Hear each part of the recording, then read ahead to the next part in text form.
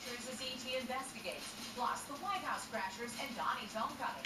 ET and HD is next. Hasan. Tonight at 11 on CBS 2 News Central. Hasan. This days after the discovery of charred remains.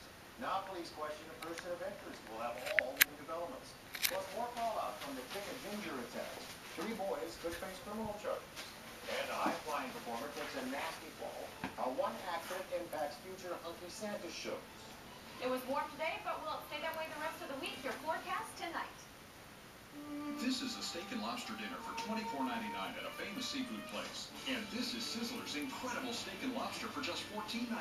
For a limited time, Sizzler's serving up succulent lobster tail, rich with flavor, and our tender classic steak, fire-grilled to perfection, plus all the premiums. Right now, it's just $14.99. So what does that famous seafood place give you for the extra $10? Coleslaw. Sizzler's steak and lobster tail for an amazing $14.99. Sizzler, where America goes to eat.